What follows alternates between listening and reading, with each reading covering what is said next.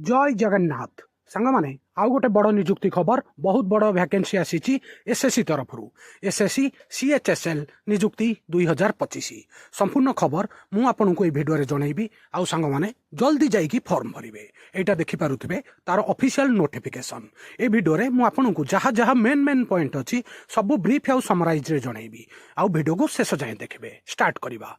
SSC CHSL recruitment 2025 apply online for 3,131 LDC, DO and more post.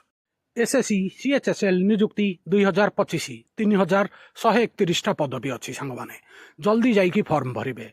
3,131 CHSL पदवी पाई कर्मचारी चयन आयोग staff selection commission of India निजुक्ति 2025 +2 pass करिथिबा प्रार्थी माने ऑनलाइन रे आवेदन करि परिबे।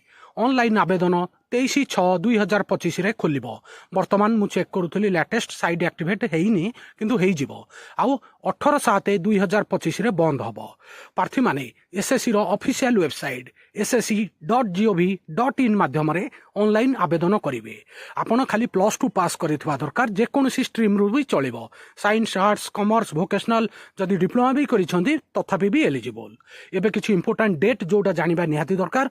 फॉर्म ऑनलाइन भरा जिवो आउ फॉर्म भरिबार शेष तारीख होची 18 जुलाई 2025 आउ फीस दबार लास्ट डेट होची 19 जुलाई 2025 आउ आपनकर जो एग्जाम डेट भी एथिरे कुहा जायछि संग माने 8/9/2025 रु 18/9/2025 रे आपनकर टायर 1 एग्जाम हबो आउ टायर 2 एग्जाम हबो फेब्रुआरी मार्च 2026 मसिया रे जायकी आपन को एग्जाम डेट भी जना है जायछि। सांग माने बहुत बड़ वैकेंसी आउ परिश्रम करंतु फॉर्म भरंतु निश्चित रूपे 2025 रे सरकारी चाकरी नियंतु।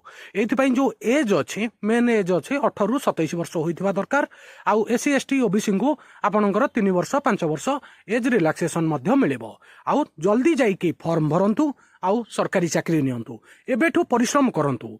एथिरे जो एग्जाम पैटर्न भी अछि मु सेटा आपनको लास्ट को जणाइबी आउ एथि आपनकर एप्लीकेशन फीस लागिवो 100 टंका जनरल ओबीसी ईडब्ल्यूएस कैंडिडेट को पई। एससी एसटी महिला को पई कोनोसी एप्लीकेशन फीस नाही। एबे मु यार एग्जाम पैटर्न विषय रे आपनको टिके जणाइ दउची। आपनकर टायर 1 रे 60 मिनिट रे 100 मार्क रो प्रीलिम एग्जाम हबो जोथरे कि मैथ 25 आसीबो रीजनिंग 25 आसीबो आउ इंग्लिश 25 आसीबो जीके 25 आसीबो। ठीक अच्छे आउ जल्दी जाइकी फॉर्म भरिवे आउ आपण +2 पास करिथवा दरकार बेसी बड़ क्वालिफिकेशन मागिने जे कोनोसी stream science arts commerce vocational जदि आपण डिप्लोमा भी करिसंती ताहले भी या पई एलिजिबल। सांग माने बहुत बड़ वैकेंसी अछि सुवर्ण सुजोग चांस छाडंतुनी एलिजिबल जदि जल्दी जाइकी फॉर्म भरंतु।